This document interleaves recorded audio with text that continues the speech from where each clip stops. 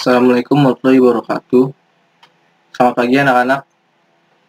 Semoga kalian sehat-sehat aja ya. Oh iya, kalian ini murid baru ya di sini. Oh iya, kalau gitu Bapak ucapkan selamat datang di SMK 2 Negeri Tole-Tole. Ya, walaupun SMK ini pelosok, tapi Bapak harap tidak mengurangi semangat kalian untuk belajar ya.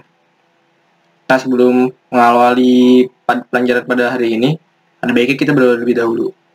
Tua kelasnya siapa di sini? Ya, kamu. Siapa nama kamu? Junaidi. Yaudah, Junaidi pimpin temennya doa ya.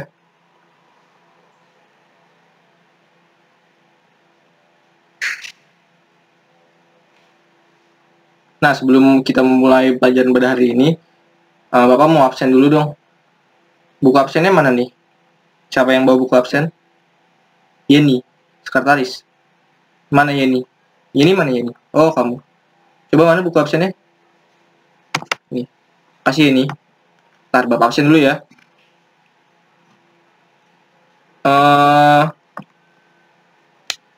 Edi Junaidi. Oh iya, tua kelas tadi ya. Nama kamu kayak nama ketua RT di kampung saya. Semoga masa depan kamu cerah juga kayak dia. Lalu Yeni Subandoyo. Oh iya, tadi kamu sekretaris ya. Leli Esturini. Yang mana Leli? Di belakang, jauh banget Pak, di belakang. Depan sini Pak, adik cantik di belakang. Terus M. Fakih Aulia Rohman. Nggak ada. Kemana Fakih? Beli beras? Ada-ada aja. Pergi sekolah beli beras. Besok-besok bilang dia, kalau beli beras, waktu tidak sekolah. Dan sekarang apakah pulang sekolah? Lalu Mugi Prayogi. Ada Mugi Prayogi? Oh, kamu ya Mas, Mugi Prayogi. Muka kamu kayak orang Sulawesi. Lalu Rizka Tiasari. Mana Rizka Tiasari? Rizka nggak masuk. Kenapa dia? Beli beras juga? Enggak. Kenapa? Ada hajatan di rumahnya? Siapa yang nikah? Dia? Kirain dia yang nikah, kakaknya. Lalu Adila. Ada Adila? Ada. Oh, Mbak yang pojokannya. Ya udah. Sebelum mengawali pembelajaran pada hari ini, saya mau menanya dulu pada kalian. Kalian udah tahu gak kita bakal belajar apa? Ada yang udah tahu? Belum? Nah, Bapak jelasin dulu ya. Jadi, pada hari ini kita akan belajar konstruksi bangunan. Di konstruksi bangunan itu ada yang namanya ilmu bahan bangunan. Nah, itu hari ini kita bakal mempelajarinya. Nah, di ilmu bahan-bahan bangunan juga ada beberapa. Yang pertama, ada kayu, ada baja, dan ada beton. Nah, untuk hari ini kita akan belajar kayu. Ntar ya. Ada yang bisa bantuin Bapak nyalain proyektor? Siapa? Mugi ya udah Mugi. Tinggi juga dia orangnya. Nah ini ada yang udah tahu belum kayu itu apa? Ada yang udah tahu? Lupa? Gimana sih lupa? Kan di SMP udah diajarin di IPA bagian-bagian kayu ada apa aja, terus bagaimana kayu itu berkembang dan lain-lain. Udah bener lupa? Waduh, anak zaman sekarang yang ingatnya cuma TikTok doang. Ya udah, Bapak lanjut ya. Nah, ini ada pengertian kayu. Coba kalian baca. Kayu adalah bagian batang atau cabang serta ranting tumbuhan yang mengeras karena mengalami lignifikasi atau penghayuan. Nah, jadi kayu itu adalah yang kita bisa lihat pohon, bagian dari pohon yang keras yang bisa dibuat kayu. Biasanya itu bagiannya ada batang atau ranting. Nah, kayu juga digunakan untuk berbagai keperluan, mulai dari memasak, membuat perabot. Itu bisa berupa meja kursi, buat furniture juga bisa, bahan bangunan, pintu, jendela, dan rangka atap, bahan kertas, dan banyak lagi.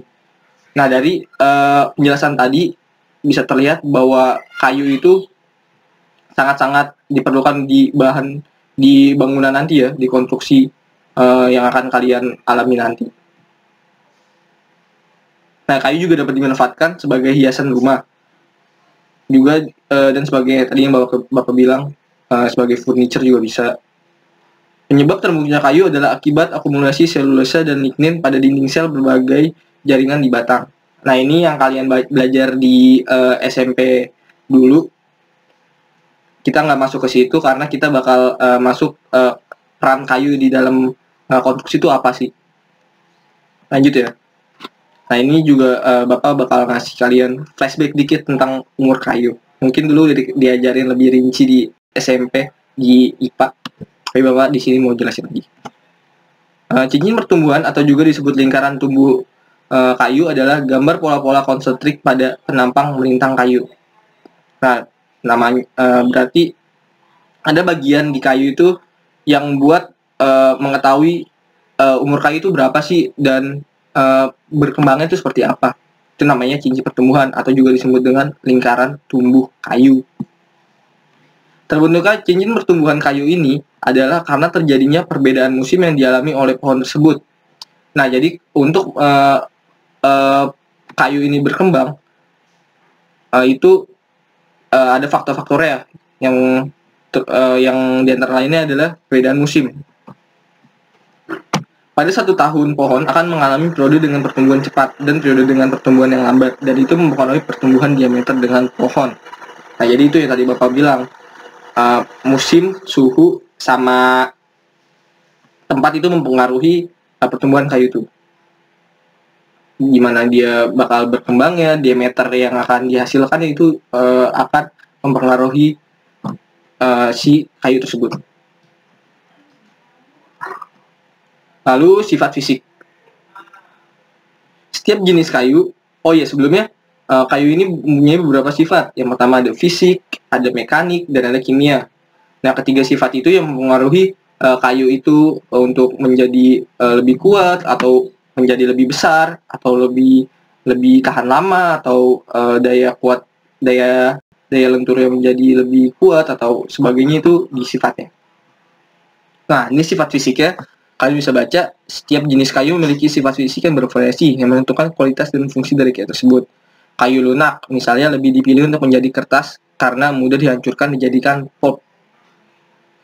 Terus sedangkan kayu keras digunakan sebagai tiang bangunan. Selain itu, keberadaan fitur tertentu seperti knot, mata kayu, dan warna juga mempengaruhi. Nah, ini kalian udah bisa mengerti kan, kalau kayu lunak itu biasanya dipilih untuk menjadi kertas karena dia lebih mudah dihancurkan. Kalau kayu keras itu lebih keras karena di dalam kayunya itu berkembang itu yang tadi kita pelajari itu lebih cepat dibandingkan kayu lunak. Jadi dia cocok buat menjadi bahan buat konstruksi seperti tiang bangunan, atap, rangka atap, dan sebagainya. Karena dia kuat. Sampai sini ada yang bertanya? Belum? Ya udah, Bapak lanjut ya. Yang kedua ada sifat mekanik. Sifat mekanik itu yang berhubungan dengan ukuran kemampuan kayu untuk menahan gaya luar yang membebani kayu. Kayu yang dibebani ini akan menyebabkan tegangan dalam kayu tersebut dan dapat merubah bentuk kayu. Perubahan bentuk kayu ini dapat terjadi akibat adanya beban gaya luar yang membebani kayu, perubahan kadar air, adanya gaya pada suhu bagian kayu, dan perubahan suhu. Nah, ini tuh sifat mekanik ini juga sangat penting diperhatikan di dalam bangunan atau konstruksi ya, karena dia itu sifat mekanik itu berhubungan dengan kemampuan kayu menahan gaya luar, seperti pada misalkan rangka atap itu bisa menahan gaya dari luar seperti gaya angin, gaya hujan, dan lain-lain. Sifat mekanik itu juga sangat mempengaruhi kayu pada suhu juga. Perubahan suhu juga sangat mempengaruhi sifat mekanik ini. Nah, untuk lebih detail dengan sifat mekanik ini nanti kita akan mempelajari, akan ke lab untuk praktek Nah, mungkin minggu depan nanti kita akan mempelajari sifat mekanik lebih lanjut di lab untuk nanti uji-uji yang akan Bapak berikan nantinya. Nah, untuk sifat kimianya, kalian tidak perlu, mungkin ini tidak berhubungan dengan nanti yang kita pelajari, karena ini lebih ke IPA ya. Tapi kalau kalian ingin membuat karya ilmiah tentang kayu, kalian harus mempelajari sifat kimia ini. Nah, ini keuntungan kayu dan kerugian kayu, kalian bisa baca sendiri. Mungkin kalian juga udah tahu. Kita lanjut aja ya. Nah, sekarang ke kelas kuat kayu. Kelas kuat kayu ini dibagi menjadi 5 berdasarkan berat jenisnya, tekan tarik yang sudah diuji, dan kuat benturnya. Nanti yang tadi Bapak bilang, nanti akan kita ke lab buat uji kelas kuat kayu juga.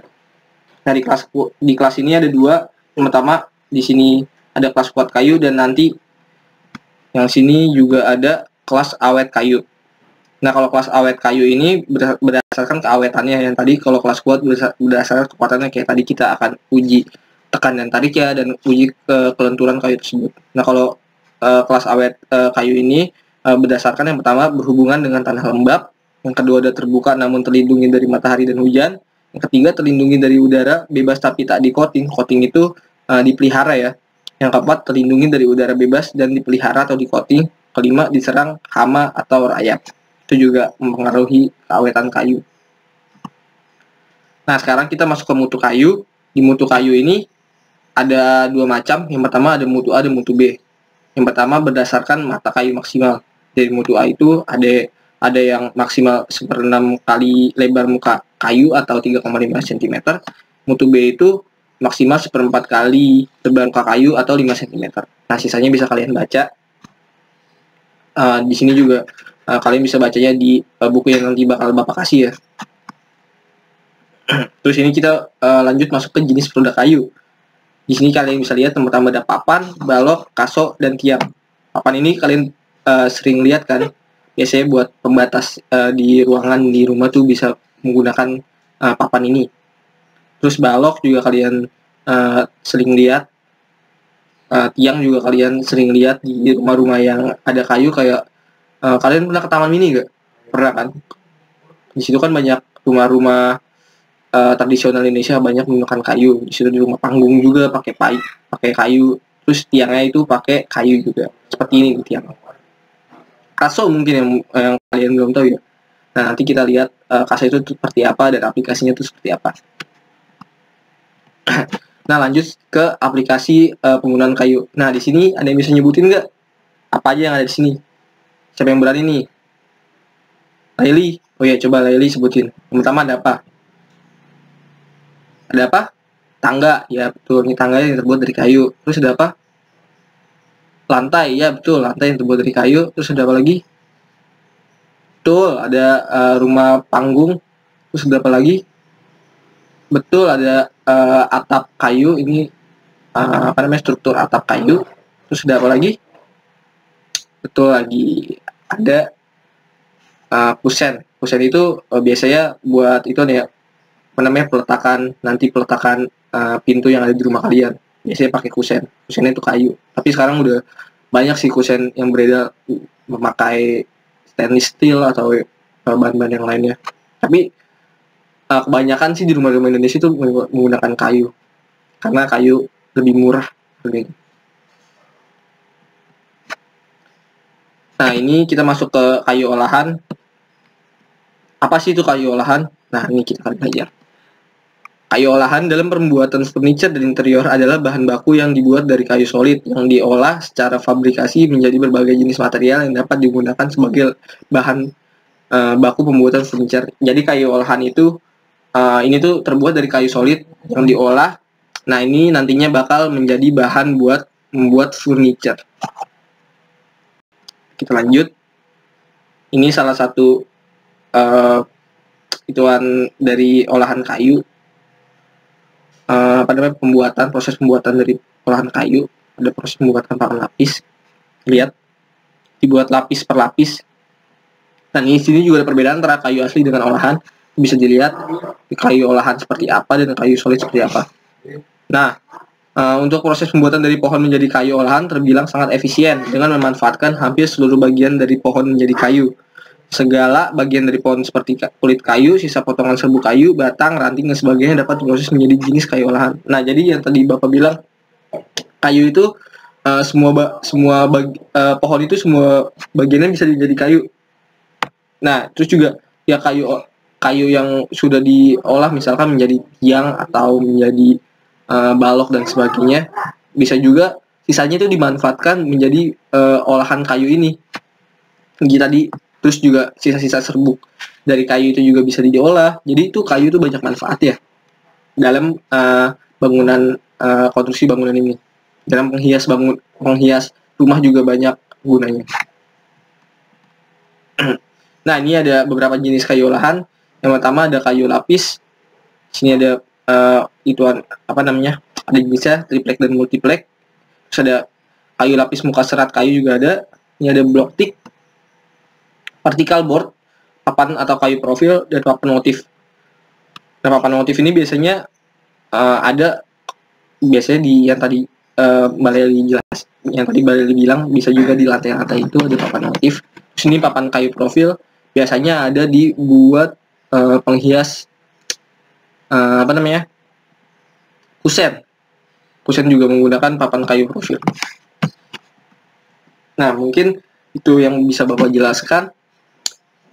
Untuk pertemuan selanjutnya ada tugas. Nanti bikin kelompok ya, ketua kelas bagi kelompok. Setiap kelompok ada 3 orang. Nanti mempresentasikan hasil-hasil olahan dari kayu. Contohnya, misalnya furniture atau seperti furniture atau bahan-bahan lainnya lah yang diolah dari olahan kayu. Dan nanti kalian cari tahu berat jenis kayu dasar itu apa. Pertama, kayu dasar itu apa jenisnya, terus berat jenisnya berapa, terus kelas kuatnya berapa, kelas lenturnya berapa, kelas awetnya berapa. Udah sih itu aja. Nanti kalian analisis dari itu semua ya. Nah, mungkin sekian dulu yang bisa Bapak sampaikan. Sekarang kalian bisa pulang ke rumah karena ini baru hari pertama sekolah. Kalian bisa pulang ke rumah. Besok balik lagi ke sekolah dengan semangat belajar.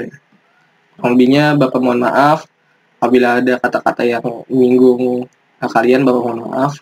Wabillahi taufiq wal hidayah. Wassalamualaikum warahmatullahi wabarakatuh.